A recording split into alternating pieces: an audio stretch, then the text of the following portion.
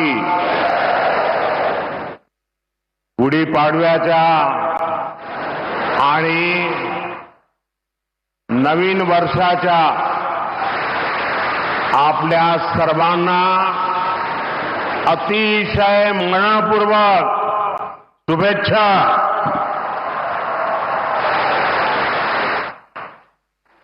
कार्यक्रम में उपस्थित परम पूजनीय सरसंघचालक जी डॉक्टर मोहन भागवत जी, स्वामी गोविंद गिरी जी महाराज, स्वामी अवधेशानंद गिरी जी महाराज, महाराष्ट्र के लोकप्रिय मुख्यमंत्री देवेंद्र फडणवीस जी, केंद्रीय मंत्रिमंडल में मेरे साथी नितिन गडकरी जी, डॉक्टर अविनाश चंद्र अग्निहोत्री जी, अन्य महानुभाव और उपस्थित सभी वरिष्ठ साथी, राष्ट्र यज्ञ के इस पावन अनुष्ठान में आज मुझे यहां आने का सौभाग्य मिला है। आज चैत्र शुक्ल प्रतिपदा का ये दिन बहुत विशेष है। आज से नवरात्रि का पवित्र पर्व शुरू हो रहा है। देश के अलग अलग कोनों में आज गुड़ी पड़वा, उगादी और नवरेह का त्योहार भी मनाया जा रहा है। आज भगवान झूलेलाल जी और गुरु अंगद देव जी का अवतरण दिवस भी है। हमारे प्रेरणा पुंज परम पूजनीय डॉक्टर साहब की जयंती का भी अवसर है और इसी साल राष्ट्रीय स्वयंसेवक संघ की गौरवशाली यात्रा का 100 वर्ष भी पूरे हो रहे हैं।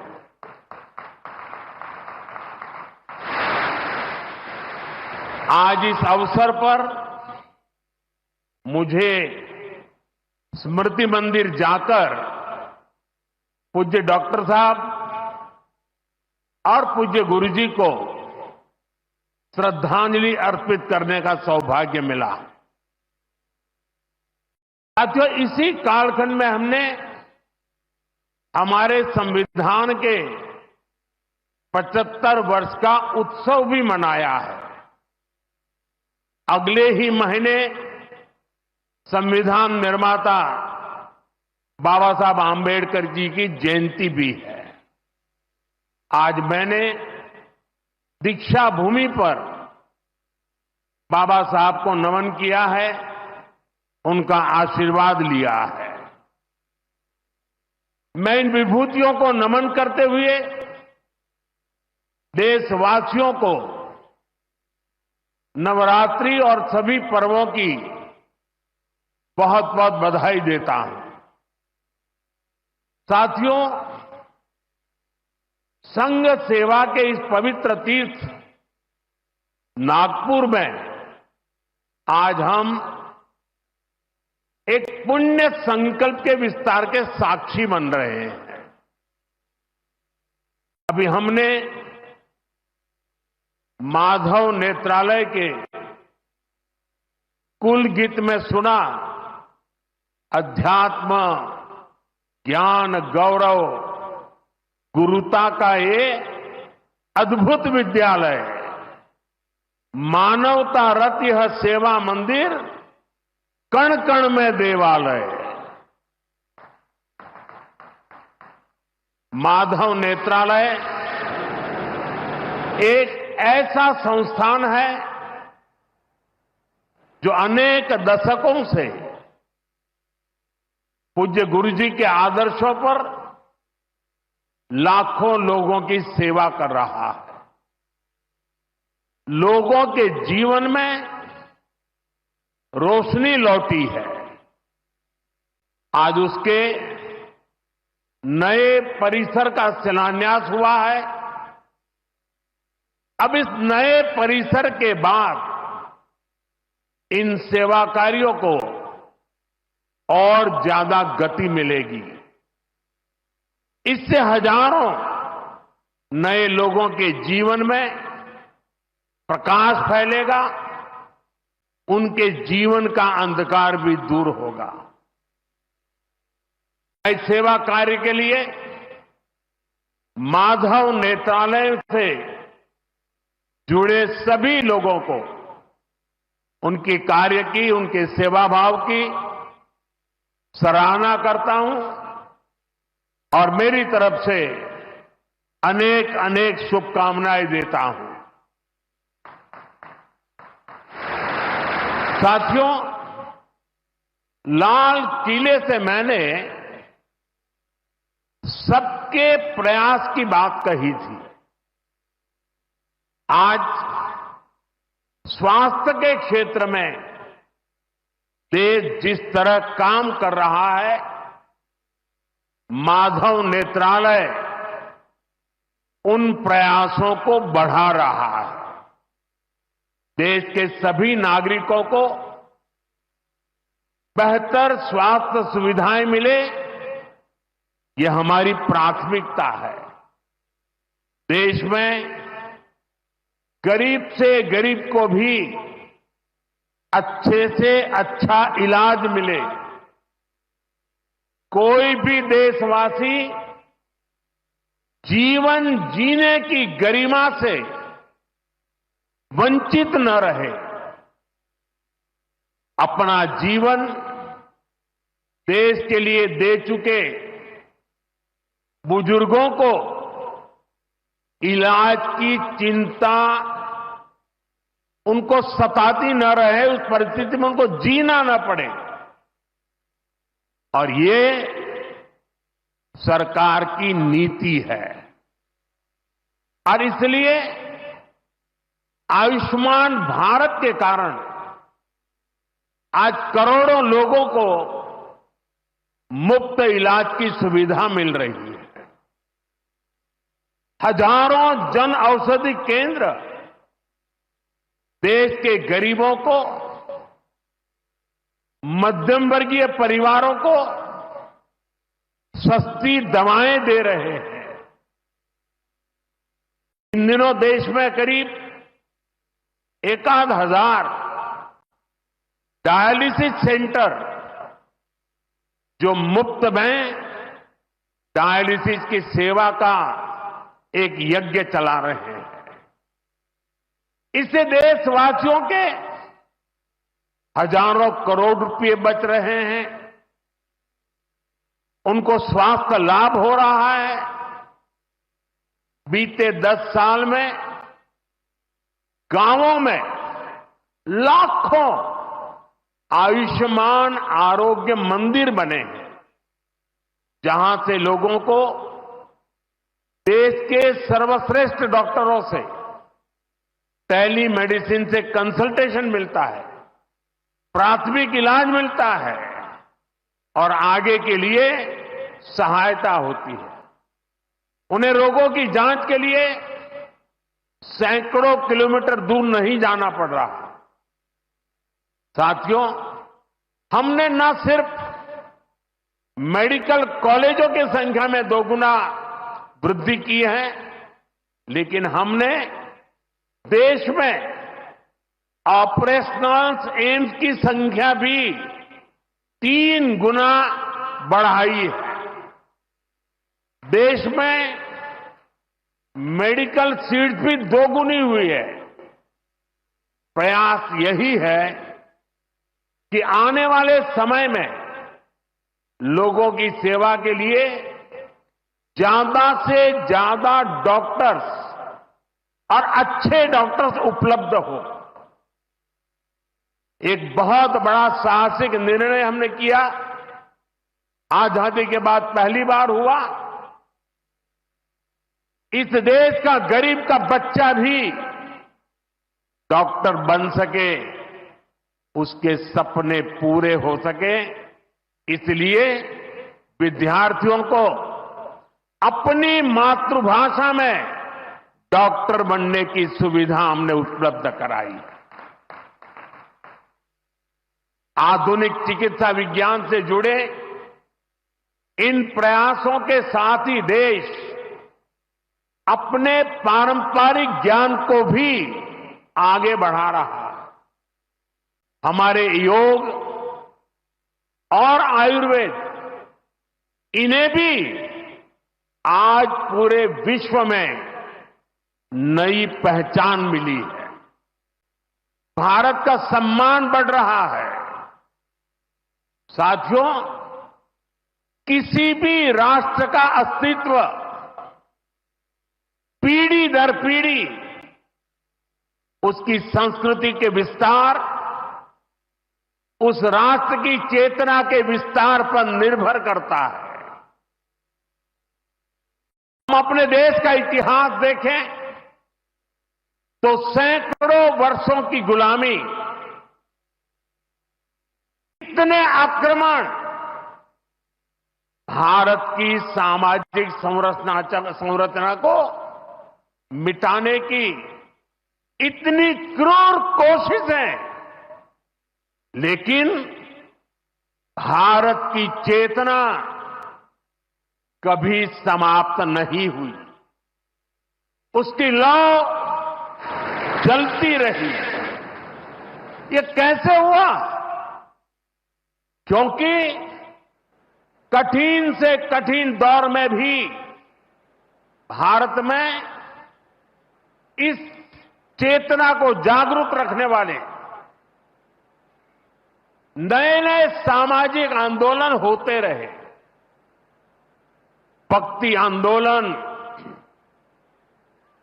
उसका ये उदाहरण जिससे हम सब भली भांति परिचित हैं। मध्यकाल के उस कठिन कालखंड में हमारे संतों ने भक्ति के विचारों से हमारी राष्ट्रीय चेतना को नई ऊर्जा दी। गुरु नानक देव, कबीरदास, तुलसीदास, सूरदास, हमारे यहां महाराष्ट्र में संत तुकाराम, संत एकनाथ, संत नामदेव, संत ज्ञानेश्वर, ऐसे कितने ही संतों ने हमारी इस राष्ट्रीय चेतना में अपने मौलिक विचारों से प्राण फूंके। इन आंदोलनों ने भेदभाव के फंदों को तोड़कर समाज को एकता के सूत्र में जोड़ा। इसी तरह स्वामी विवेकानंद जैसे महान संत भी हुए। उन्होंने निराशा में डूब रहे समाज को झकझोरा, उसे उसके स्वरूप की याद दिलाई, उसमें आत्मविश्वास का संचार किया और हमारी राष्ट्रीय चेतना को बुझने नहीं दिया। गुलामी के आखिरी दशकों में डॉक्टर साहब और गुरुजी जैसे महान व्यक्तित्वों ने इसे नई ऊर्जा देने का काम किया। आज हम देखते हैं राष्ट्रीय चेतना के संरक्षण और संवर्धन के लिए जो विचार बीज 100 साल पहले बोला गया, वो महान वटवृक्ष के रूप में आज दुनिया के सामने है। सिद्धांत और आदर्श इस वटवृक्ष को ऊंचाई देते हैं। लाखों करोड़ों स्वयंसेवक इसकी टहनी ये कोई साधारण वटवृक्ष नहीं, राष्ट्रीय स्वयंसेवक संघ भारत की अमर संस्कृति का आधुनिक अक्षय वट है। ये अक्षय वट आज भारतीय संस्कृति को, हमारे राष्ट्र की चेतना को निरंतर ऊर्जावान बना रहा है। साथियों, आज जब हम माधव नेत्रालय के नए परिसर का काम शुरू कर रहे हैं तो दृष्टि की बात स्वाभाविक है। हमारे जीवन में दृष्टि ही हमें दिशा देती है। इसलिए वेदों में भी कामना की गई है, पश्चिम शरदः शतम, अर्थात हम 100 वर्ष तक देखें। ये दृष्टि आंखों की यानी बाह्य दृष्टि भी होनी चाहिए और अंतः दृष्टि भी होनी चाहिए। जब अंतः दृष्टि की बात करते हैं तो विदर्भ के महान संत श्री गुलाबराव महाराज जी का स्मरण भी होना स्वाभाविक है। उन्हें प्रज्ञाचक्षु कहा जाता था। बहुत कम आयु में ही उनको आंखों से दिखाई देना बंद हो गया, लेकिन फिर भी उन्होंने अनेकों पुस्तकें लिखी थी। और अब कोई भी पूछ सकता है कि जब आंखों से दिखाई नहीं देता है तो उसके बावजूद भी कोई इतने ग्रंथ कैसे लिख सकता था? इसका उत्तर यह है कि उनके पास भले ही नेत्र नहीं थे, लेकिन दृष्टि थी। ये दृष्टि बोध से आती है, विवेक से प्रकट होती है। ये दृष्टि व्यक्ति के साथ ही समाज की को भी बहुत शक्ति देती है। हमारा राष्ट्रीय स्वयंसेवक संघ भी एक ऐसा संस्कार यज्ञ है जो अंतर्दृष्टि और बाह्य दृष्टि दोनों के लिए काम कर रहा है। बाह्य दृष्टि के रूप में हम माधव नेत्रालय को देखते हैं और अंतर्दृष्टि ने संघ को सेवा का पर्याय बना दिया है। साथियों, हमारे यहां कहा गया है, परोपकाराय फलंति वृक्षाः, परोपकाराय वहन्ति नद्यः, परोपकाराय दुहन्ति गावः, परोपकारार्थमिदं शरीरम। हमारा शरीर परोपकार के लिए ही है, सेवा के लिए ही है। और जब ये सेवा संस्कारों में आ जाती है तो सेवा ही साधना बन जाती है।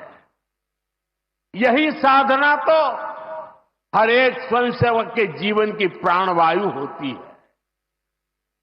ये सेवा संस्कार, ये साधना, ये प्राणवायु पीढ़ी दर पीढ़ी हर स्वयंसेवक को तप तपस्या के लिए प्रेरित कर रही है।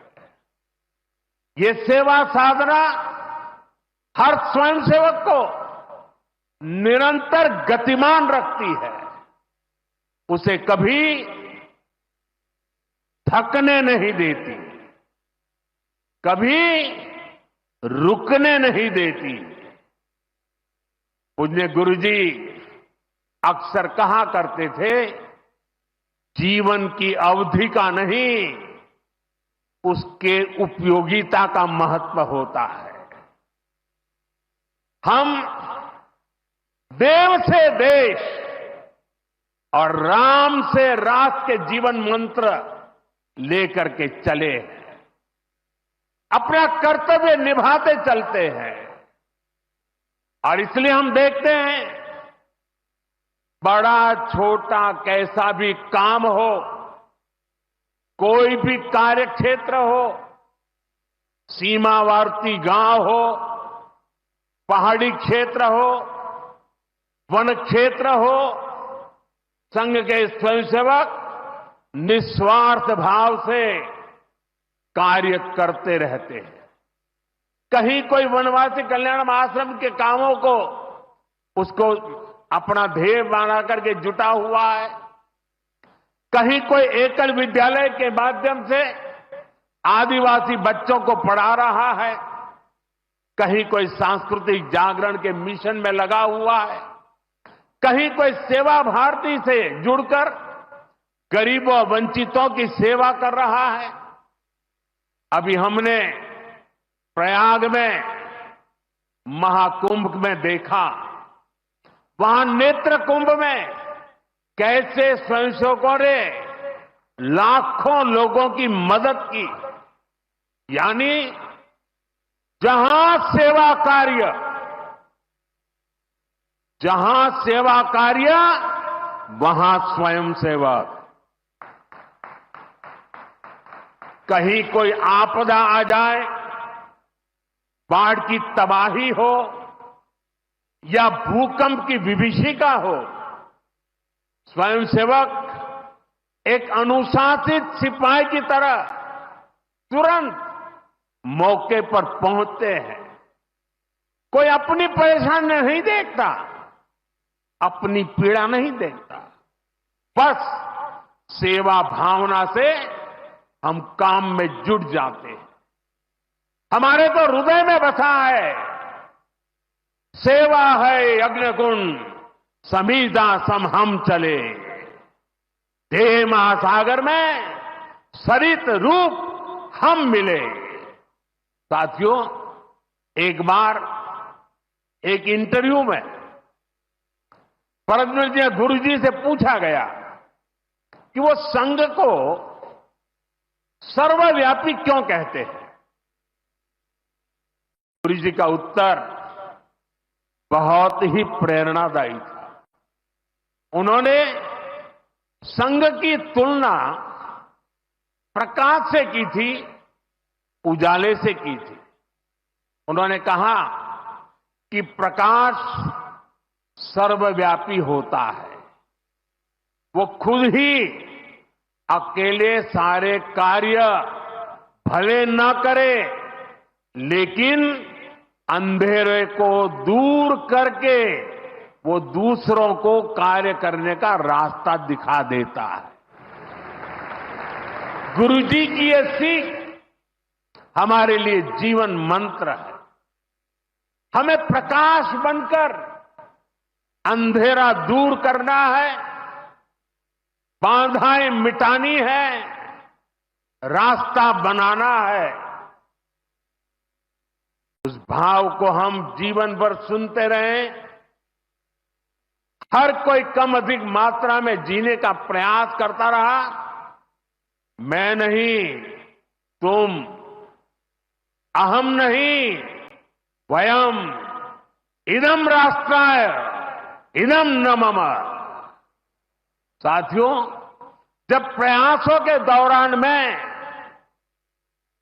जब मैं नहीं, हम का ध्यान होता है, जब राष्ट्र प्रथम की भावना सर्वोपरि होती है, जब नीतियों में, निर्णयों में देश के लोगों का हित ही सबसे बड़ा होता है, तो सर्वत्र उसका प्रभाव भी और प्रकाश भी नजर आता है। विकसित भारत के लिए सबसे जरूरी है कि हम उन बेड़ियों को तोड़ें जिनमें देश उलझा हुआ था। आज हम देख रहे हैं भारत कैसे गुलामी की मानसिकता को छोड़कर आगे बढ़ रहा है। गुलामी की निशानियों को जिस हीन भावना में 70 वर्षों से डोया जा रहा था, उनकी जगह अब राष्ट्रीय गौरव के नए अध्याय लिखे जा रहे हैं। अंग्रेजी कानून जिन्हें भारत के लोगों को नीचा दिखाने के लिए बनाया गया था, देश ने उन्हें बदल दिया है। गुलामी की सोच से बनी दंड संहिता की जगह अब भारतीय न्याय संहिता लागू हुई है। हमारे लोकतंत्र के प्रांगण में अब राजपथ नहीं, कर्तव्य पथ है। हमारी नौसेना के ध्वज में भी गुलामी का चिन्ह छपा हुआ था, उसकी जगह अब नौसेना के ध्वज पर छत्रपति शिवाजी महाराज का प्रतीक लहरा रहा है। अंडमान के द्वीप जहां वीर सावरकर ने राष्ट्र के लिए यातनाएं सही, जहां नेताजी सुभाष बाबू ने आजादी का बिगुल फूंका, उन द्वीपों के नाम भी अब आजादी के नायकों की याद में रखे गए हैं। साथियों, वसुधैव कुटुंबकम का हमारा मंत्र आज विश्व के कोने कोने में पहुंच रहा है और दुनिया इसे हमारे कार्यों में भी देख रही है, महसूस कर रही है। जब कोविड जैसी महामारी आती है तो भारत विश्व को परिवार मानकर वैक्सीन उपलब्ध करवाता है। दुनिया में कहीं भी प्राकृतिक आपदा हो, भारत पूरे मनोयोग से सेवा के लिए खड़ा होता है। अभी आपने कल ही देखा है, म्यांमार में इतना बड़ा भूकंप आया है। भारत ऑपरेशन ब्रह्मा के तहत वहां के लोगों की मदद के लिए सबसे पहले पहुंच गया है। जब तुर्की में भूकंप आया, जब नेपाल में भूकंप आया, जब मालदीव्स में पानी का संकट आया, भारत ने मदद करने में घड़ी भर की भी देर नहीं की। युद्ध जैसे हालातों में हम दूसरे देशों से नागरिकों को भी सुरक्षित निकाल करके लाते हैं। दुनिया देख रही है, भारत आज जब प्रगति कर रहा है तो पूरे ग्लोबल साउथ की आवाज भी बन रहा है। विश्व बंधु की ये भावना हमारे ही संस्कारों का विस्तार है। साथियों, आज भारत की सबसे बड़ी पूंजी हमारा युवा है और हम देखते हैं आज भारत का युवा कितने कॉन्फिडेंस से भरा हुआ, उसकी रिस्क टेकिंग कैपेसिटी पहले के मुकाबले कई गुना बढ़ गई है। वो नए नए इनोवेशन कर रहा है, स्टार्टअप्स की दुनिया में अपना परचम लहरा रहा है और सबसे बड़ी बात, आज के भारत का युवा अपनी विरासत पर गर्व करते हुए, अपनी संस्कृति पर गर्व करते हुए चल रहा है। अभी हमने प्रयागराज महाकुंभ में देखा आज की युवा पीढ़ी लाखों करोड़ों की संख्या में महाकुंभ में पहुंची और इस सनातन परंपरा से जुड़कर गौरव से भर उठी। आज भारत का युवा देश की जरूरतों को ध्यान में रखते हुए काम कर रहा है। भारत के युवाओं ने मेक इन इंडिया को सफल बनाया है। भारत का युवा लोकल के लिए वोकल हुआ है, एक जज्बा बना है। हमें देश के लिए जीना है, देश के लिए कुछ करना है। खेल के मैदान से लेकर अंतरिक्ष की ऊंचाई तक राष्ट्र निर्माण की भावना से ओतप्रोत हमारे युवा आगे बढ़ रहे हैं, आगे चलते ही जा रहे हैं। यही युवा 2047 के जब आजादी के 100 साल होंगे, विकसित भारत के लक्ष्य की ध्वजा थामे हुए है। और मुझे विश्वास है संगठन, समर्पण और सेवा की ये त्रिवेणी विकसित भारत की यात्रा को निरंतर ऊर्जा देती रहेगी, दिशा देती रहेगी। संघ का इतने वर्षों का परिश्रम फलीभूत हो रहा है। संघ की इतने वर्षों की तपस्या विकसित भारत का एक नया अध्याय लिख रही है। साथियों, जब संघ की स्थापना हुई तब भारत की हालत भी अलग थी और हालात भी अलग था। 1925 से लेकर 1947 तक वो समय संघर्ष का समय था। आजादी का बड़ा लक्ष्य देश के सामने था। आज संघ की 100 वर्षों की यात्रा के बाद देश फिर एक अहम पड़ाव पर है। 2025 से 2047 तक ये महत्वपूर्ण कालखंड, इस कालखंड में एक बार फिर बड़े लक्ष्य हमारे सामने।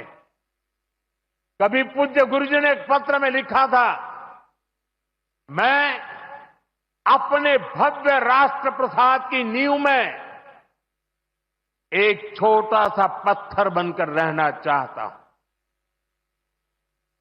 हमें सेवा के अपने संकल्प को हमेशा प्रज्वलित रखना है। हमें अपने परिश्रम को बनाए रखना है। हमें विकसित भारत के स्वप्न को साकार करना है। और जैसा मैंने अयोध्या में प्रभु श्री राम के मंदिर के नवनिर्माण पर कहा था, हमें अगले 1000 वर्षों के सशक्त भारत की नींव भी रखनी है। मुझे विश्वास है पूज्य डॉक्टर साहब, पूज्य गुरुजी जैसी विभूतियों का मार्गदर्शन हमें निरंतर सामर्थ्य देगा। हम विकसित भारत के संकल्प को पूरा करेंगे। हम अपनी पीढ़ियों के बलिदान को सार्थक करके रहेंगे। इसी संकल्प के साथ आप सभी को एक बार फिर इस मंगलमय नववर्ष की अनेक अनेक शुभकामनाएं।